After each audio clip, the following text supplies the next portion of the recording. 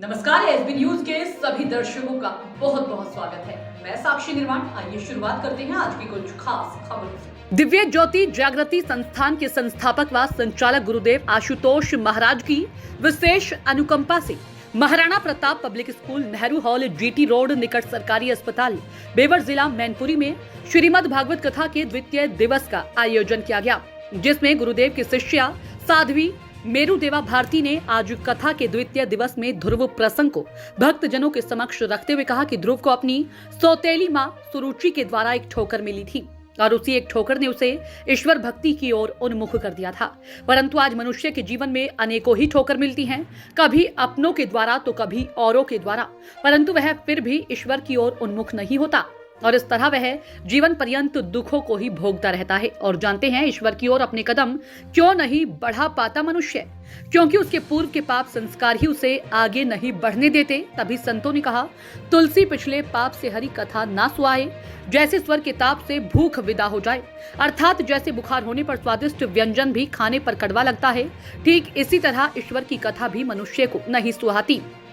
परंतु इसी समस्या का समाधान करते हुए कहा कि यदि मनुष्य संतों का संग करता है तो उनकी संगति मात्र से ही मनुष्य के पूर्व के पाप संस्कार समाप्त हो जाते हैं और शुभ संस्कार जागृत हो जाते हैं। तभी कहा, एक घड़ी आधी से पूनी आध, कबीर संगत साध की कोटि कटे अपराध।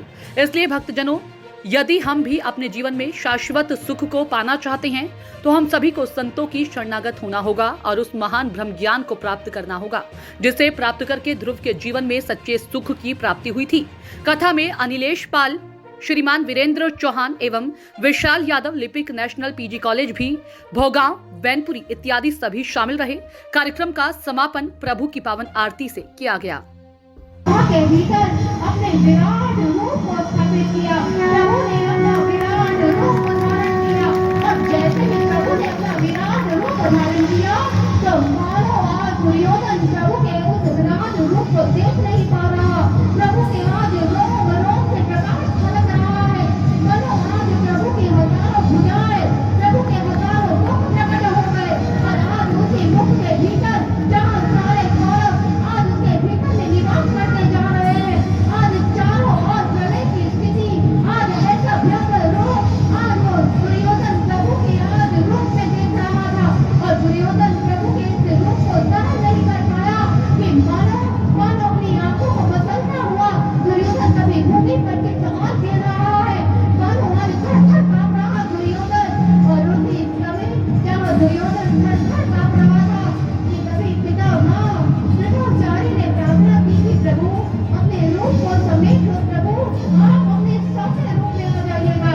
और इधर प्रभु ने अपना सौम्य रूप बनाया और इधर दुर्योधन जिसके समक्ष आज प्रभु ने अपना ये विराट रूप स्थापित कर दिया, लेकिन दुर्योधन प्रभु को पहचान नहीं पाया। दुर्योधन ने कहा, कैसी माया है इसकी, अरे कैसा माया भी है ये, और प्रभु को आज माया भी कह बैठा। और उसी समय जहाँ प्रभु अपना अंतिम निर्णय सुना चुके थे, आज प्रभु ने अपनी वास्तविक पहचान भी दिखा दी, लेकिन वो दुर्योधन प्रभु को समझ नहीं पाया और प्रभु आज उस हस्तिनापुर का त्याग कर चले गए। इधर प्रभु वापस लौट गए और झूठ नहीं बोला था। अब वही घटना घट चुकी थी कि अब कौरव और पांडव जो दो पक्षों में विभाजित हो गए हैं, एक और धर्म था तो दूसरी और अधर्म था।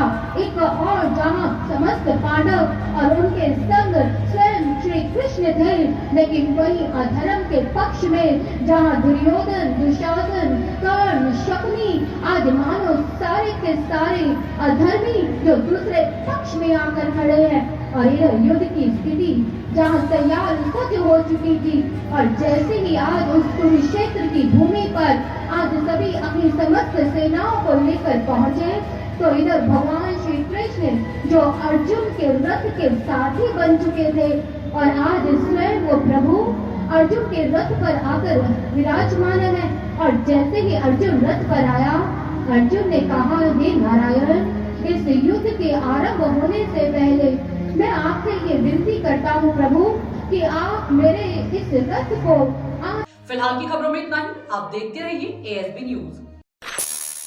है